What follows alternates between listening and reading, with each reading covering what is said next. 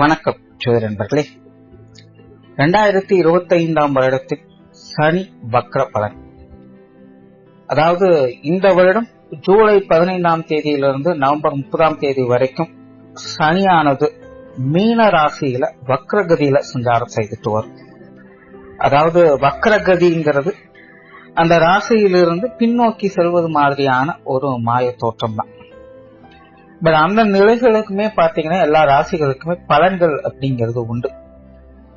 தவிர இந்த வருடம் இந்த வக்ர காலகட்டங்கள்ல பாத்தீங்கன்னா செப்டம்பர் மாதம் சூரிய கிரகணம் இருக்கு. அந்த கிரகணத்தினுடைய நிலைகளுமே பாத்தீங்கன்னா சனியினுடைய அமைப்பும் ஒரு பார்ஷியான நிலையில அமைஞ்சிருக்கும். தவிர மற்ற கிரகங்களும் பாத்தீங்கன்னா இந்த காலகட்டங்கள்ல சனிக்கு அப்படியே ஆப்போசிட்ல தான் டிராவல் பண்ணிட்டு வருவாங்க, குருவை தவிர்த்து. ஏன்னா குரு வந்து சனிக்கு 4ஆம் இடத்துல மிதுன ராசியில சஞ்சாரம் செய்துட்டு வராங்க. சோ பொதுவாக இந்த மாதிரியான கிரக நிலைகள் ஏற்படும் பொழுது பெரும்பாலும் எல்லா ராசிகளிலுமே கண்டிப்பாக மாற்றங்கள், ஏற்ற இறக்கங்கள் அப்படிங்கிறது இருந்தே தீரும். அதெல்லாம் ஸ்பெசிபிக்கா சொல்லணும் அப்படின்னா நாரதர் கழகம் நன்மையில முடியும் அப்படிங்கிற மாதிரிதான் இந்த வக்ர காலகட்டமானது செயல்படும். கண்டிப்பா ஏறக்குறைய 5.5 மாத காலகட்டங்கள் இந்த வக்ர நிலை செயல்படுது அப்படின்னா முதல் 3 மாதங்கள் அப்படிங்கிறது நிறைய சங்கடங்கள், பிரச்சனைகள் அப்படிங்கிறது நிச்சயமாக இருந்தே தீரும். கடைசி 2.5 மாதங்கள் அப்படிங்கிறது அந்த பிரச்சனைகளுக்கு சொல்யூஷன் அப்படிங்கிறது கிடைக்கும். அண்ட் பொதுவாகவே கிரகங்கள் வக்ர நிலை பெறுது அப்படின்னா அந்த கிரகங்களுடைய நிலைகளுக்கு ஏற்ப பழைய பிரச்சனைகள் திரும்பி பார்க்க போகுது அப்படின்னு தான் அர்த்தம். அதாவது விட்டகுற தொட்டகுறங்கிற மாதிரி நிறைய விஷயங்கள் நடக்கும். இதுல வந்து பாசிட்டிவான விஷயங்களும் அடங்கும், நெகட்டிவான விஷயங்களும் அடங்கும். அதுலயும் ராசி நிலைகளுக்கு தகுந்த மாதிரியான மாற்றங்கள் அப்படிங்கிறது இருக்கும். பட் பொதுவான வகையில பாத்தீங்கன்னா சுப விசேஷங்கள் அப்படிங்கும் போது இந்த திருமண அமைப்புகள், தொழில், வேலை மற்றும் ஜீவனம் சம்பந்தப்பட்ட விஷயங்கள், வெளிநாடு தொடர்புடைய விஷயங்கள், பொருளாதார நிலைகள் வரக்கூடிய ஏற்ற இறக்கங்கள், உடல்நலம் சார்ந்த விஷயங்கள், இப்படி சுப விசேஷங்கள், சுபத்தன்மைகள்ல எடுத்துக்கலாம். அதுவே அசுப நிலைகள் அப்படின்னு பார்க்கும் பொழுது சண்டை சச்சரவுகள், கடன் சம்பந்தப்பட்ட விஷயங்கள், விரோதங்கள், உடல் பலவீனம், பிரிவுகள் போன்ற விஷயங்களையும் இது குறிக்கும். சோ இப்படி இது பாசிட்டிவான நிலைகளிலும் செயல்படும், நெகட்டிவான நிலைகளும் இது செயல்படும். அந்த வகையில உங்களுடைய ராசிக்கு என்ன மாதிரியான பலன்கள் கொடுக்கும் அப்படிங்கறத பத்தி தான் இந்த பதிவுல பார்க்க போறோம். மிதுன ராசி.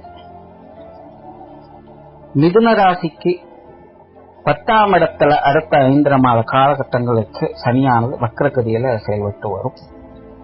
பொதுவாகவே மிதுன ராசியை பொறுத்த வரைக்கும் சனியானது அஷ்டமஸ்தானத்திற்கும் 9ஆம் இடமான யோகஸ்தானத்திற்கும் அதிபதியாக இருக்கக்கூடியவங்க. அவங்க இப்ப 10ஆம் இடத்துல சஞ்சாரம் செய்துட்டு வராங்க. இந்த அமைப்பு இருக்கிறதுனால பொதுவாகவே மிதுனத்தை பொறுத்த வரைக்கும் சனியானது சாதக பாதகமான நிலைகள்ல தான் எப்பவுமே வேலை செய்யும்.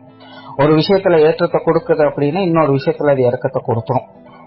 ஒரு விஷயத்துல சங்கடத்தை அதிகம் கொடுக்குது அப்படின்னா இன்னொரு விஷயத்துல அதுக்கு ஏற்ற அளவுக்கு சந்தோஷத்தை இது கொடுத்துக்கிட்டு இருக்கும். சோ மிதுனத்தை பொறுத்த வரைக்கும் எப்பவுமே இந்த ஏற்ற இறக்கங்களோடு ஒரு கலவையான நிலைகளை தான் சனியானது வேலை செஞ்சுட்டு இருக்கும். ஆனா இந்த வக்ர காலகட்டங்களையும் பாத்தீங்கன்னா கிட்டத்தட்ட அந்த மாதிரியான நிலைகள் தான். பட் மிதுனத்திற்கு பெரும்பாலான விஷயங்கள் ஒரு சாதகமான நிலைகள்ல, அதுவும் குறிப்பா ஒரு சுமூகமான மாற்றங்கள், ரொம்ப பெருசா ஆடம்பரமா எதுவும் இல்லாமலும் அதே நேரம் எதுவும் இறுக்கி பிடிச்சி கைய கசக்கிட்டு இருக்கக்கூடிய நிலைகள் இல்லாமல் ஒரு சுமூகமான மாற்றங்களை ஏற்படுத்தி கொடுக்கும். சோ இந்த வக்ர காலகட்டங்கள்ல மிதுன ராசிக்காரங்களுக்கு பாத்தீங்கன்னா நிறைய தர்ம காரியங்கள் மற்றும் புண்ணிய காரியங்கள் ஈடுபடுவதற்கான வாய்ப்புகள் இருக்கும். ஒன்னு ஆன்மீக விஷயங்கள்ல ஈடுபடுவாங்க, அல்லது அது சார்ந்த காரியங்கள்ல அவங்களால முடிஞ்ச உதவிகளை செஞ்சுட்டு வருவாங்க. மற்றவங்களுக்கு உதவி செய்யக்கூடிய நோக்கத்தோடு சில விஷயங்கள், காரியங்கள் ஈடுபட்டு வருவாங்க. முடியாதவங்களுக்கும் இயலாதவங்களுக்கும் ஏதோ ஒரு வகையில உதவியாக இருந்துட்டு வருவாங்க. சின்ன சின்ன விஷயங்கள்ல உடன் இருப்பவங்களுக்கே பாத்தீங்கன்னா ரொம்பவும் ஒரு ஹெல்பிங் டெண்டன்சியோட செயல்பட்டு வருவாங்க. சோ இந்த மாதிரி தன்னை அறியாமலே நேரடியாகவோ மறைமுகமாகவோ மற்றவங்களுக்கு உதவக்கூடிய விஷயங்கள்ல, தர்ம காரியங்கள்ல முழுமையாக ஈடுபட்டு வருவாங்க. ஆனா பொதுவாகவே மிதுனராசியை பொறுத்த வரைக்கும் சமீப காலங்கள்ல நிறைய விஷயங்கள், காரியங்கள் பாத்தீங்கன்னா ரொம்பவுமே மந்த நிலையில டம்பாலாம் போய்கிட்டு இருக்கும். எதையும் எடுத்தோம் கொடுத்தோம் செய்ய முடியாது. சில விஷயங்கள்லாம் பாத்தீங்கன்னா கை கிடைச்சது வாய்க்கிட்டலையே அப்படிங்கிற மாதிரியான சில சிக்கல்களை கொடுத்துட்டு வந்திருக்கும்.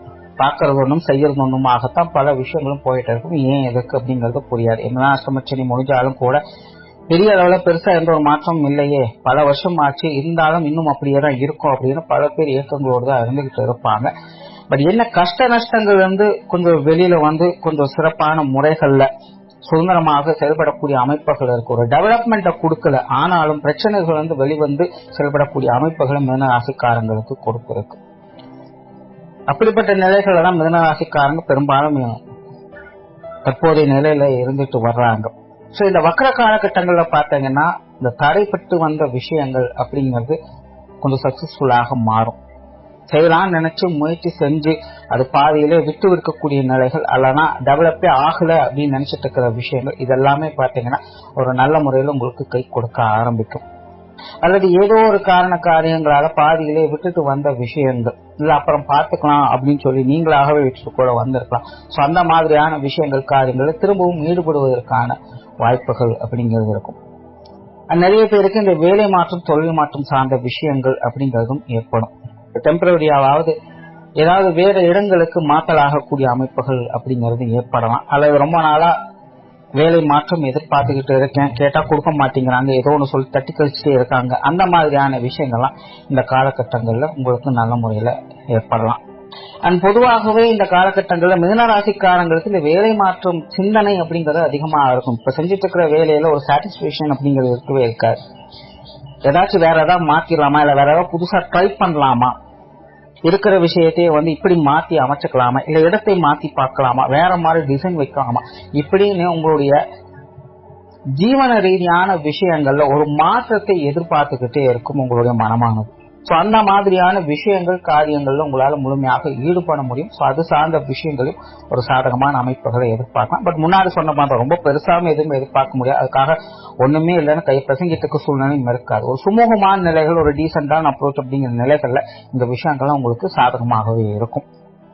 வெளியூர் மற்றும் வெளிநாடு சம்பந்தப்பட்ட விஷயங்கள்ல சில மாற்றங்கள் அப்படிங்கிறது இருக்கும். பொதுவாக இந்த மாதிரியான விஷயங்கள்லாம் அலைச்சலும் உண்டு ஆதாயம் உண்டு அப்படிங்கிற நிலைகள் தான் செயல்பட்டுக்கிட்டு இருக்கும். அண்ட் இல்லங்கள்ல சுப விசேஷங்கள் சுப காரியங்களுடைய அமைப்புகள் நல்லபடியாக இருக்கும். குறிப்பாக இந்த திருமண அமைப்புகள் புத்திரவாக்கி அமைப்புகள் ரெண்டுமே ரொம்பவுமே சிறப்பாக இருக்கு. காதல் சம்பந்தப்பட்ட விஷயங்கள்ல கூட ஒரு சாதகமான அமைப்புகளை எதிர்பார்க்கலாம். குடும்ப விஷயங்கள்ல நிறைய ஏற்ற இறக்கங்கள் இந்த காலகட்டங்கள்ல கண்டிப்பாக இருக்கும். குறிப்பாக சொல்லணும்னா குடும்பத்திலிருந்து வந்த பழைய சங்கடங்கள் மீண்டும் எழுவதற்கு வாய்ப்புகள் அதிகமாக இருக்கு. ஏதேதோ மனஸ்தாபங்கள் பிரச்சனைகள் அப்படிங்கிறது ஒருவருக்குள் ஏற்பட்டிருக்கும். ஆனா இடையில அதெல்லாம் எதையும் பெருகுபடுத்தாம அப்படியே அவங்க ஒதுங்கி இருப்பாங்க. கொஞ்ச நாளா எந்த ஒரு பேச்சுக்களும் ஏற்றுக்களும் அது பற்றி பெருசா இருக்காது. பட்டும்படாமலும் தொட்டும்படாமலும் இருந்துட்டு வந்திருப்பாங்க. பட் இந்த வக்கர காலகட்டங்களில் திரும்பவும் பாத்தீங்கன்னா அந்த மாதிரியான விஷயங்களை பேசுவதற்காகவோ செயல்படுவதற்காகவோ வாய்ப்புகள் இருக்கும். ஸோ அந்த மாதிரியான விஷயங்கள் காம்ப்ரமைஸ் ஆகிறது நல்லது, முடியாத பட்சத்தில் கொஞ்சம் ஒதுங்கி இருக்கிறது நல்லது. ஏன்னா எரிரத்தில என்ன ஊத்துற மாதிரி சில விஷயங்கள் நடக்கலாம். அந்த மாதிரியான விஷயங்கள்லாம் முடிஞ்ச அளவுக்கு அவாய்ட் பண்ணிக்கிறது நல்லது. குறிப்பா குடும்ப விஷயங்கள்ல மற்றவங்களை நம்பி செயல்படுறத கொஞ்சம் அவாய்ட் பண்ணிக்கோங்க. ஏன்னா வெளியிருந்து வர்றவங்க தேவையில்லாத சங்கடத்தை ஏற்படுத்தி விட்டு தான் போவாங்க. நல்ல மாதிரியே பேசி பேசி கடைசியில் தேவையில்லாத பிரச்சனைகளை அதிகமாக்கி விட்டுருவாங்க. குறிப்பா இந்த குடும்ப ரீதியான விஷயங்களுக்கு மற்றவங்க தலையிடுதலை கொஞ்சம் தவிர்த்துக்கிறது நல்லது. பெற்றோர்கள் சார்ந்த விஷயங்களும் கொஞ்சம் கவனம் எடுத்துங்க. பெற்றோர்கள் வகையில குறிப்பா அவங்களோட உடல்நலம் சார்ந்த விஷயங்கள்ல கொஞ்சம் அதிக தொந்தரவுகள் இருக்கலாம். ஏற்கனவே ட்ரீட்மெண்ட்ல இருக்கக்கூடியவங்க இந்த காலகட்டங்கள்ல கொஞ்சம் கூடுதல் கவனம் எடுத்துக்க வேண்டியது அவசியமா இருக்கும். பொதுவாகவே மிதனராசிக்காரங்களுக்கு இந்த உடல்நலம் சார்ந்த விஷயங்கள் சின்ன சின்ன அசௌகரியங்களை ஏற்படுத்திக்கிட்டு தான் இருக்கும். ஸோ உங்களோட பர்சனல் ஹெல்த்லையும் கொஞ்சம் கேர் எடுத்துக்கிறது நல்லது.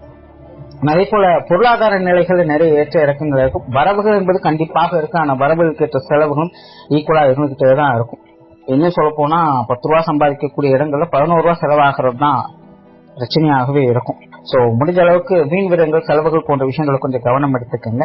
ஆனா இந்த கடன் சம்பந்தப்பட்ட விஷயங்கள் வந்த பிரச்சனைகள் சங்கடங்கள் போன்ற விஷயங்கள்லாம் கொஞ்சம் விலக ஆரம்பிக்கும். பழைய கடன்களை செட்டில் பண்றது எப்படி அப்படிங்கிற பத்தி யோசிக்க ஆரம்பிப்பீங்க.